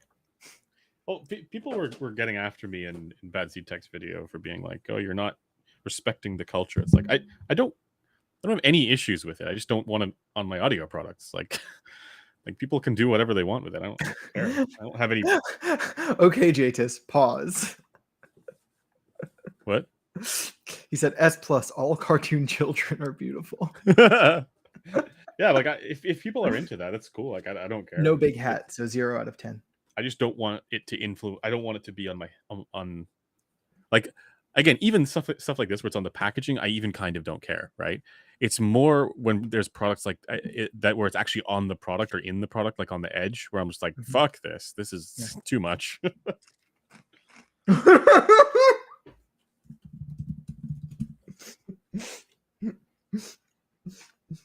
Kyle. What? They were saying, I said I can't really tell if she was a child, and Kyle said, Griffin, that's not an appropriate defense. Okay, wait, hold on. There's actually a spicy take. Reviewers should compare products regardless of their price, like listener did in the 3 headphones, 1 song video. The main focus should be the FR colorations and for whom the product is intended. Is that really what we titled that video? 3 headphones, 1 song? Yeah. Okay. Yeah. So easy to understand. It's a play on a very popular video, or was a very popular video at one point. No, that's too. Never mind. I mean, we do sometimes do that. I would say when we compare products, it is typically more because they share either a similar target audience or a similar type of coloration. Yeah. So like price is one of the reasons one of the areas where it would share a similar target audience, right? So it's like, but it's not the only. It's not the only one, no. But like it's the same thing with like if I'm doing a video that's like the best headphones under $500 or something like that or whatever, creating a price list or something like that. It's just because people are wanting to know the answer to that. It's not because you can't compare those to other products, because you can. He's saying in our reviews or they. I don't know. I know. This is a separate thing. I saw another comment of somebody saying like, well, doesn't it contribute to the problem if you're always listing things based on price? And the problem is more that that's what people are considering for their purchase under a given price. It's not that that there's any sort of like meaningful upward trajectory. Though I will say, when it comes to certain things, I think that there is, like when it comes to build quality and comfort and I won't say comfort because in many ways it's not true, but certainly for build quality, there's more that you can do at a higher price. Sure. I mean, I think a good example though is like the Daybreak, where like, we knew the people who were going to be interested in this were not only the people shopping under $200, but the people who are shopping for things to kind of compete in this trend of new tunings. So that's why we compared it to things like the Dust DSP or the Mega 5 EST, which are both considerably more expensive. Megafest. It's a nice looking cup. It's a shiny boy. I mean, like it looks fine. Again with this headband. Is Daybreak a metal shell? No, it's a filled resin shell for most of it. I don't know if you can see that. And then there's just a metal faceplate on top here. Someone is saying to do, what is Hatsune Miku cosplay? What is that? Hatsune Miku is a popular Vocaloid artist. One of the most prominent and look at this popular waifus. Oh no! What is happening here? It's like a. Is that a flat cable in a non-EStat? Yeah, looks like it.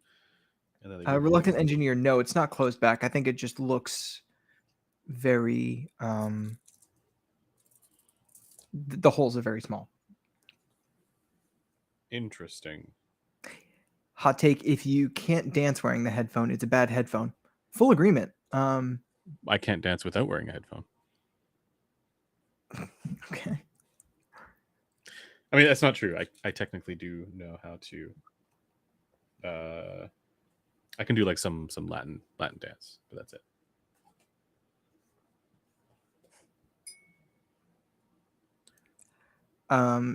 Justino says soundstage is not necessarily only due to the dip in the upper mid range. You can have a closed back that has a similar dip and not the same soundstage. Yeah, it's definitely a multifaceted. Okay, but that is also. There's a video coming out on Sunday that explains why that's not necessarily what's going on at your eardrum. You can't ever compare headphones like that and expect them to sound the same. Oh, whoa, you get. Oh, there we go. Sorry. To Morty, I would say Daybreak is more comfortable. Yeah, actually, I'll compare the nozzle sizes real quick.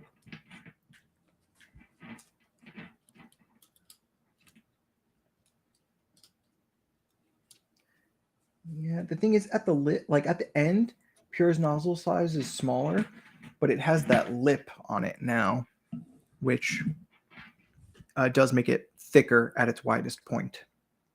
So This is keep that in mind. Interesting. The Daybreak is also, I think, just better molded in general.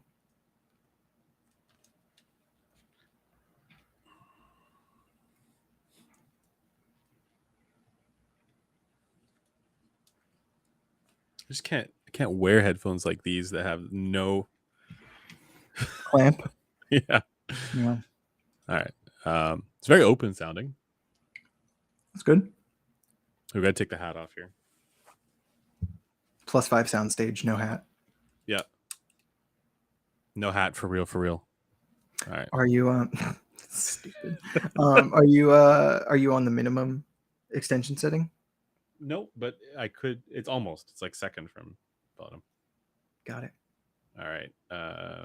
Let's listen to some music. Are you going to do some live impressions, huh? Is it a bad idea? No, it's a great idea. Okay. Hold on, I'm going to switch it to news and impressions, though. Oh, I mean, just spicy hour. We only have like 10 minutes left. Spicy hour. Oh, really? Oh, Jesus. Yeah. All right.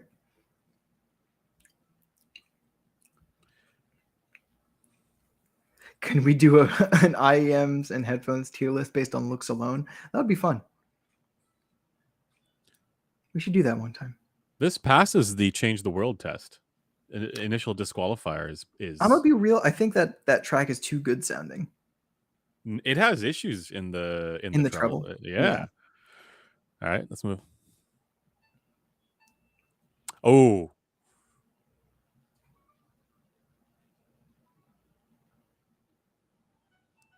It's there. Okay. Something about its mid range is lean. Yep. My piano jazz, the piano note lacks a bit of focus, even though it has clarity and soundstage. It has the soundstage. It's very spacious sounding, this headphone.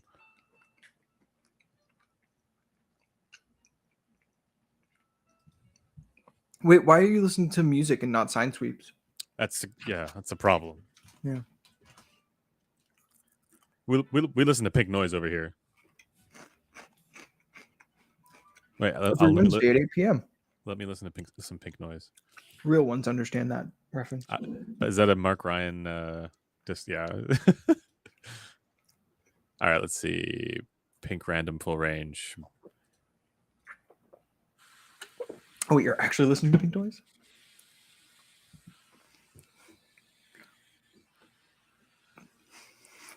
Such a dork. Yeah, it's definitely got the dynamics. It's got that down. Yeah, in the steady state. Oh wait! I'm doing of Pink Noise. It has dynamics, really, Andrew. I'm doing this wrong. I got to listen to one channel at a time in mono. What? Yeah, you have to. You can only really assess the quality of a headphone or a speaker if you're listening to one channel at a time. Jesus Christ. Stephen Trong, it's probably an IEM. Eating with IEMs is pleasant. That is a cursed take by, and Jesus Christ. Hard disagree there, my buddy. That is a rough take. Does Pink Noise have good technicalities? Yes, It has all the technicalities. Yeah. Infinite spectral density. Yeah, I got to be honest. Like for my jazz music, this is great. This is exactly the kind of stuff that I want. It's the whole thing is definitely on the lean, bright side of things, like neutral, bright, lean. But this is coming for Hi-Fi Man's lunch, I think. Like Edition XS adjacent, you know. Do you know when, if ever, you're getting the new Hi-Fi Man stuff? I don't. I have zero line of sight on that. Yeah, lean sounding mid range, but the bass does sound extended on this. Okay, well, it's $500. Oh, 500. I thought. Okay, I thought this would be less, like 300, maybe I think that's what tariffs. the original Para was. Yeah. But now they have Horizon to fill that area of their catalog. Yeah, this just it lacks body for much of it, but as far as the imbalances in the treble that are clearly there, they're actually well balanced with one another. So there's none of the percussion compression issues that I normally struggle with. It sounds detailed and spacious and airy at the cost of some leanness in the mids. Let's see, what is it?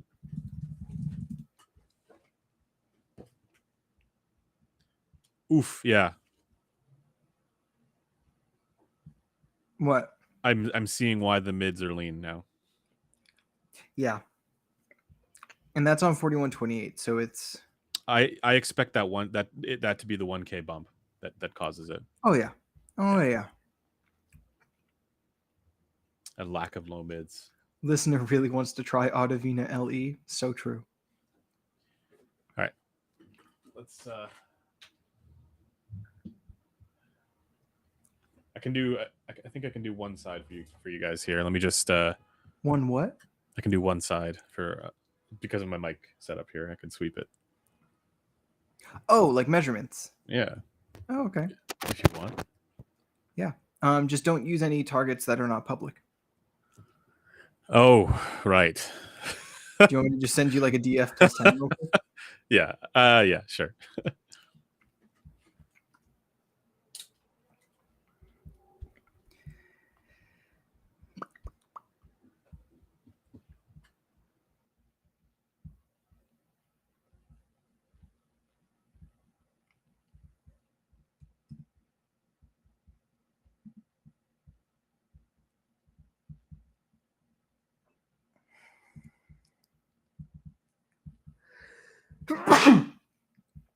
Sorry.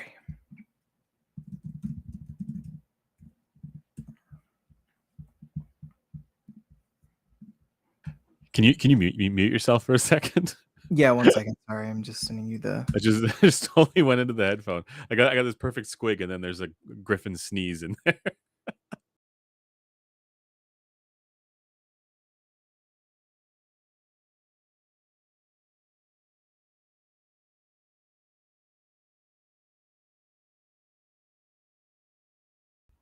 What was that?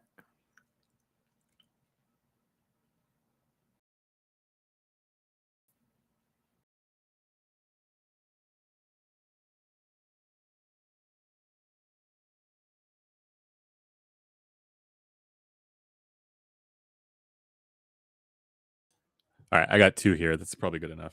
1 second, because this shows the with the Are you seal. gonna like send me an image and I'll put it up, or are you gonna put it up on your screen? Sorry, what? Are you gonna send me an image to put up, or are you gonna put it up? I'll send you an image here. Cool. Yeah, this is just like not. This is preliminary. I haven't done all the seatings yet. But this shows leak, like when there is a leak and when there isn't. That's cool. Yeah. Me wait for image. Yes. and I am going to align this. Yeah, do You it. can just deal with it. Do it. I'm not going to tell you not to align. This is a very simple, not final measurement. Yeah. All right. Let me just change the trace. There we go. All right. So we'll go with red for when there's a leak, and we'll go with teal for normal, no leak. Whatever you want. Yeah.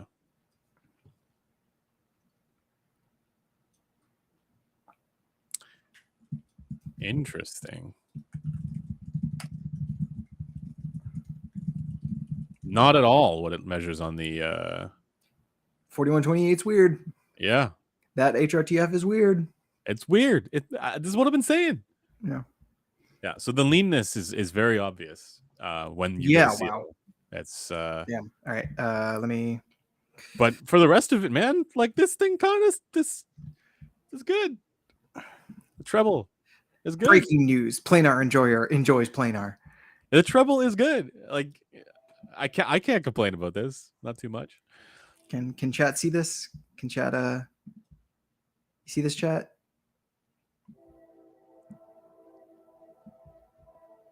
I don't know if this will make sense to people. What's going on here? So the way I'm interpreting it is that the mid-range below 2 kilohertz is more lean than DF. Yes. Like raw DF. Yeah. And then it has an ear gain reduction. Yes. And then the treble is approximately DF. Yes. But actually, if you with a leak. So if you think about like what is 10 dB, like DF plus 10, right? Mm-hmm. DF. Okay. The only issue here really is the main issue is the leanness, right? Obviously, the treble is scrungled down a little bit with the leak, right? But let's say that the truth is somewhere in that range. I just need to do more seedings. Actually, is what needs to happen. But think about like DF with a 10 dB tilt. Mm-hmm. The thing that I would do to make that kind of sound signature palatable is pull back on the ear gain. If you didn't have bass and treble filters, you're saying from raw DF? Yeah, tilted DF. I would pull back on the ear gain.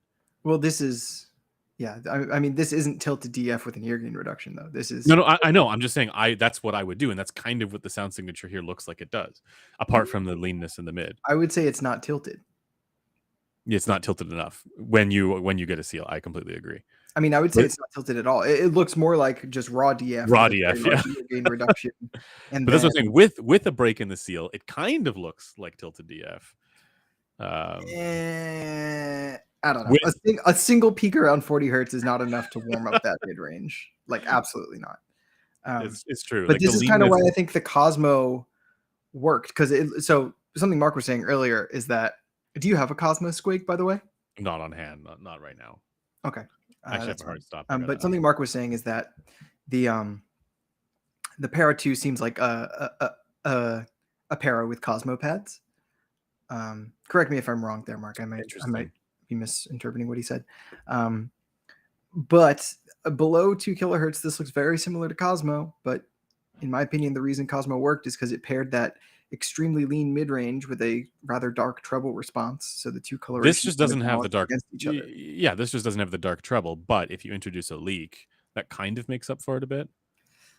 But I don't know. I'll have to hear it. Okay, Squig's going away, kids. You won't like it. This is lean. This is lean town, lean city. Yeah, I mean, I liked Cosmo a lot, and it was also very lean. It just if this were a building, it would be balance that in a sensible way. This seems more like just firmly colored. If this were a building, it would be a lean-to. And on that, it's time to end. All right, guys. Well, as always, this program was brought to you by Headphones.com. They make all of this possible. So if you want to support us and the stuff that we do, including these live streams, definitely consider Headphones.com for your next purchase, where they are carrying the Daybreak if you are thinking about picking one of those up. I think we also stock the Pure, which if you want to pick one of those up.